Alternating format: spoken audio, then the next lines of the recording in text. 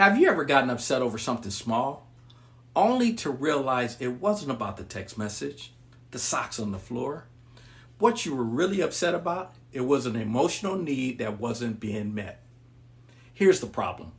Most of us don't take the time to discover, name, and express those needs.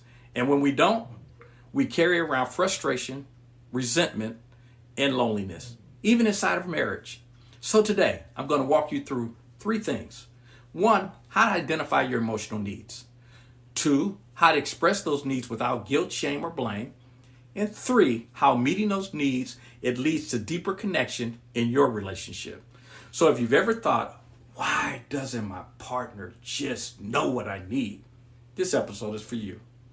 Welcome back, Uplifting Life Partners, to Simplified Uplifters Marriage Mastery Podcast, cultivating extraordinary connections. The podcast dedicated to giving you the tools to build, repair, and strengthen the foundation of your relationship. That way, you can have a stronger, more joyful, and resilient marriage. I'm your host, Ron Simplified Myers. Let's ignite possibilities together. Well, this is our Self-Love Wednesday episode, and today we're diving deep into a topic, emotional needs. How to express those needs without guilt, shame, or blame.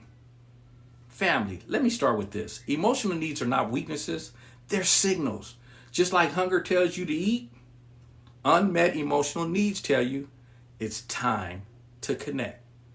The problem is many of us were raised to believe that having needs, it makes us needy. So we suppress them, we hide them, or we wait for our partner to magically figure them out. But here's the truth. Needs are the foundation of intimacy. When they're met, the relationship thrives. When they're ignored, frustration and distance grow. Now let's put some language to this because often conflict happens when we don't even know what we're hungry about emotionally.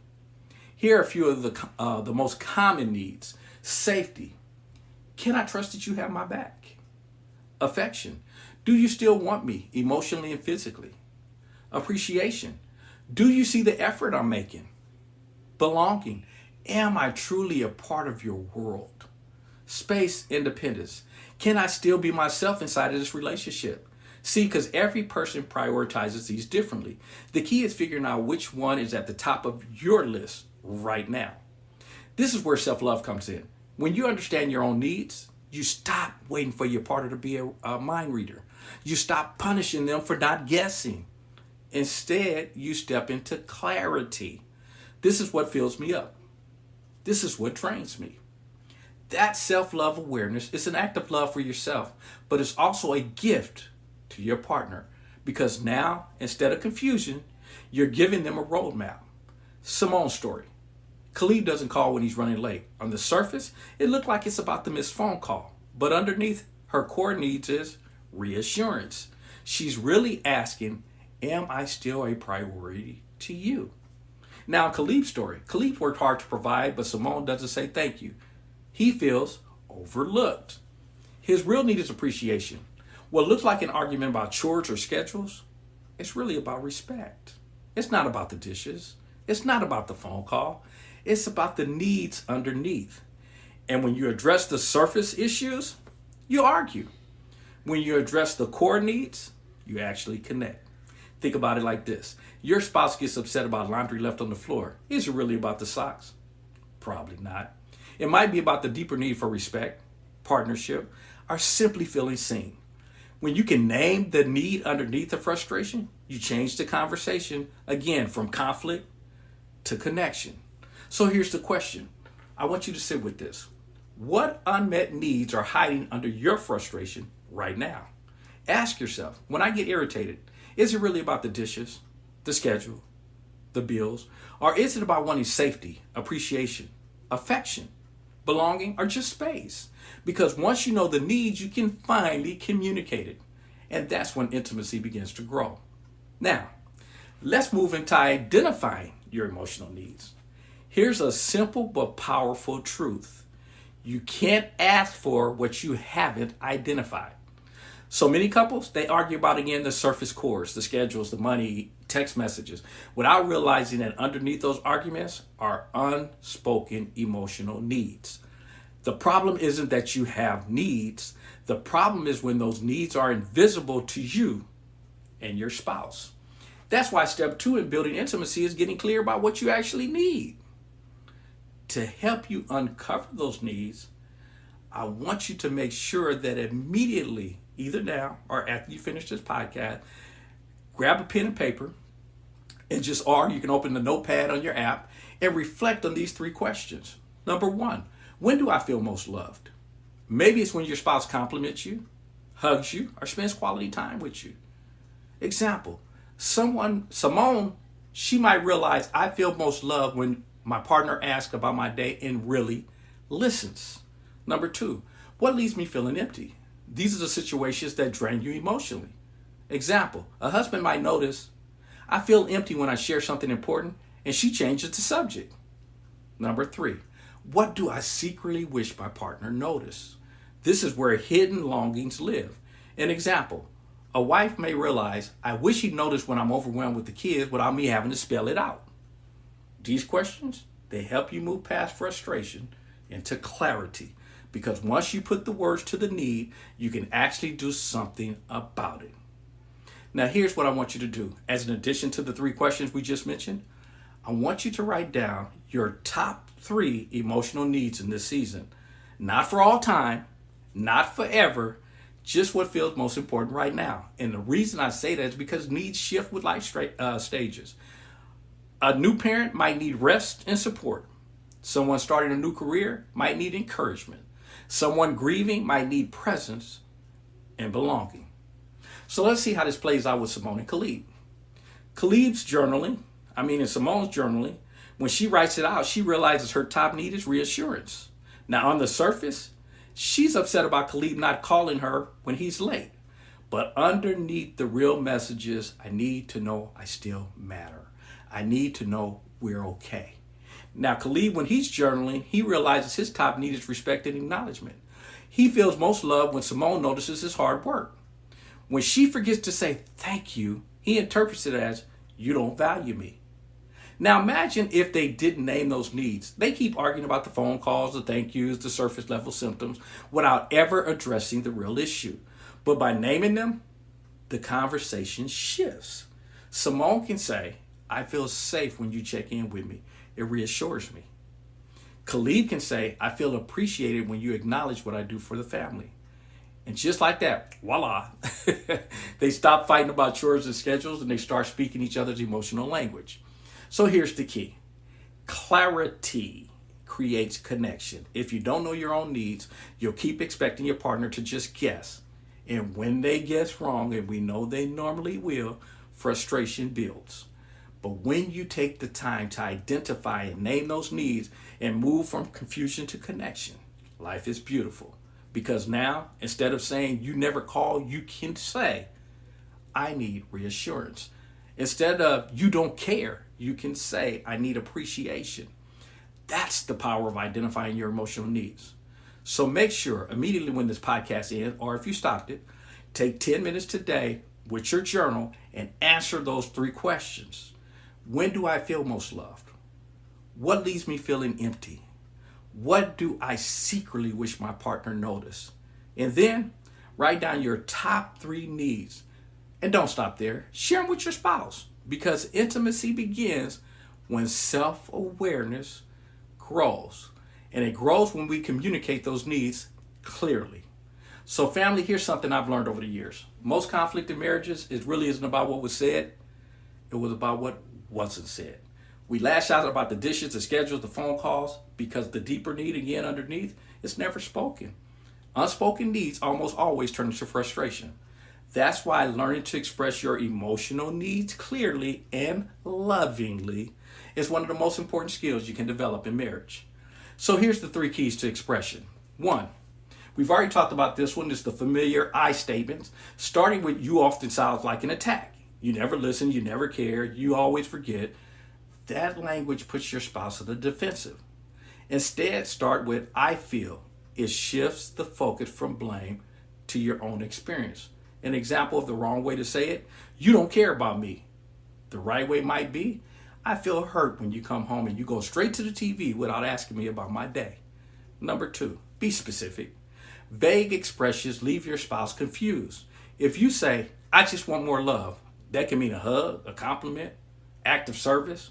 You got to be clear and concrete so that they know exactly what helps. Again, here's an example. The wrong way you may say it is, you never make me feel loved. The right way, I feel loved when you hold my hand in public or you hug me when you get home. Number 3, aim for connection, not control. The goal is not to demand perfection or to control your spouse. The goal is to invite connection. And expressing needs is about saying, here's what would help me feel close to you, not you better do this or else. Again, an example. A wife might say, when you sit with me at dinner, I feel connected. Could we try to eat together at least a few nights a week? See, that's an invitation. It's not a command. Now let's add some dialogue to this. Here's possibly the wrong way Simone could come across. You don't care about me. You never call. Well, of course, Khalid gets defensive. That's not true. I work hard all day, and you're never satisfied. The result? Escalation, not resolution. Now here's a possible right way. Simone says, when you don't call, I feel forgotten. What I need is a quick check-in so I know we're still connected. That's easy. I can do that. See the result? Clarity, safety, and connection. See the difference? Expressing needs clearly isn't naggy. It's giving your partner the roadmap to love you better. See, one weekend, Simone feels Khalid is distant, so instead of bottling it up until it explodes, she practices the formula. When you're quiet all evening, I feel like you're shutting me out. What I need is just 10 minutes to talk before we wind down for the night. Well, Khalid's relieved because now he knows exactly what she wants. That's fair. I can do that. I just need a few minutes to decompress after work, but then let's sit together. See, that simple exchange, it turns what could have been a fight into an opportunity for closeness.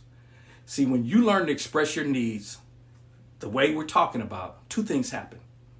Your spouse finally understands what's really going on underneath your frustration. And again, you move from accusations to invitation, from nagging to connection. Because here's the truth. Clear expression is not about controlling your spouse. It's about giving them the tools to love you better. So this week, I want you to practice filling in this sentence. When blank happens, I feel blank. What I need is blank. It can sound like this. When you hold my hand, I feel secure. What I need is more of those small touches. When you leave without saying goodbye, I feel unimportant. What I need is just a quick kiss before you go. Try it out.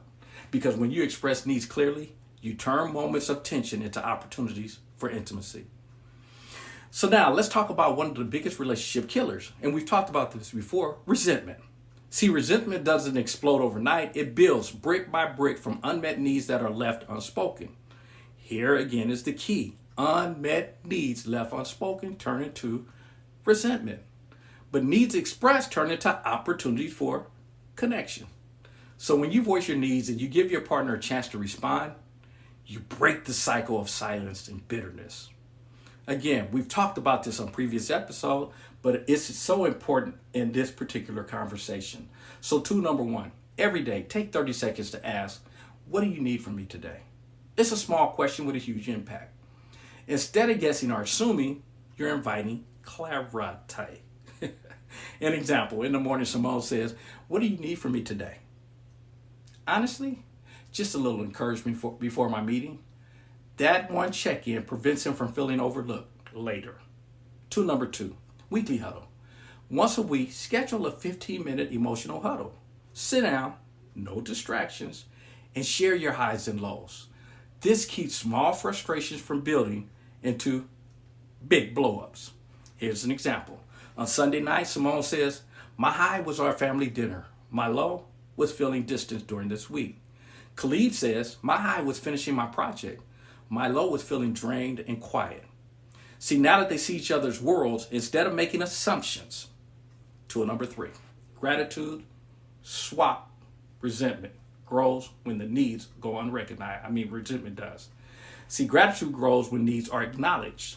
So once a week, I want you to swap thank yous. Here's one need that you met that meant a lot to me. Here's an example. Khalid says, this week, I needed encouragement And when you told me you were proud of my project, it meant a lot. Simone, this week, I needed more closeness, and that walk we took together, it gave me that. This practice reinforces that both needs and effects matter. And at first, Simone and Khalid struggled with unspoken expectations because she wanted reassurance and he wanted acknowledgement. But neither of them said it clearly. That silence turned into tension. But once they started practicing the daily check-ins, the weekly huddles, and the gratitude swaps, something shifted. Instead of bottling up frustrations, they caught them early. Instead of wondering if their efforts mattered, they celebrated them. And then over time, resentment lost its power. In connection, it took its place. See, resentment is like rust. It silently eats away at love unless you address it.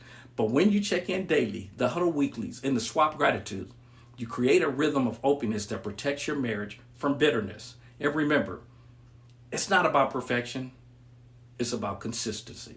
So this week, choose one tool, the daily check-in, weekly huddle, or the gratitude swap, and try it with your spouse.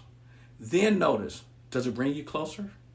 Does it make it easier to voice your needs before the resentment actually builds up?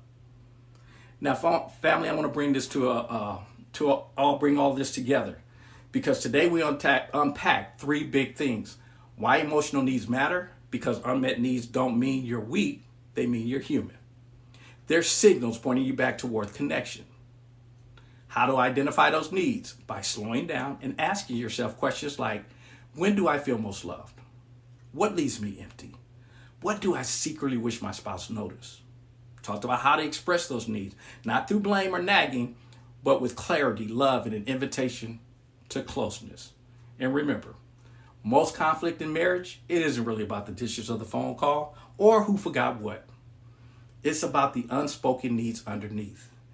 And when we surface those needs, we give our spouse the gift of understanding us more fully.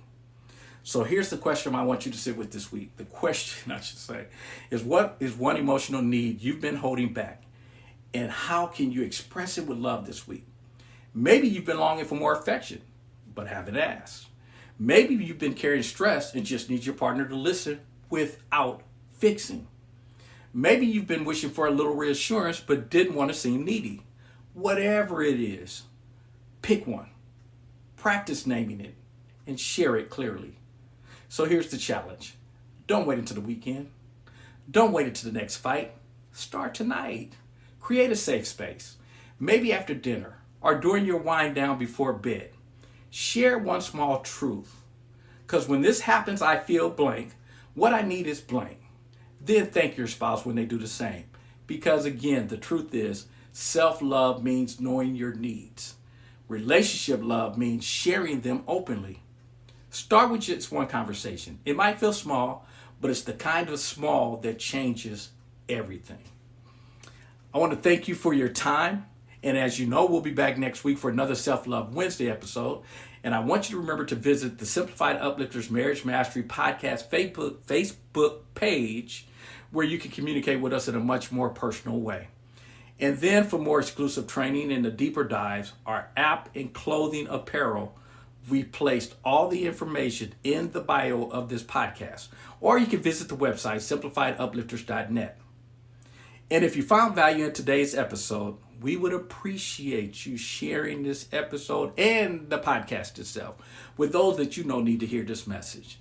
And if you haven't, subscribe to the Simplified Uplifters Marriage Mastery Podcast. That way you don't miss our upcoming Marriage Builder Sunday, where we'll explore how these individual strengths that we're learning on Wednesday, they come together to create an unbreakable bond. Thanks again for joining me on this transformative Self-Love Wednesday. Until next time, nurture your soul, protect your energy, be kind to yourself, and build the marriage of your dreams. And most important, remember your power. You are extraordinary.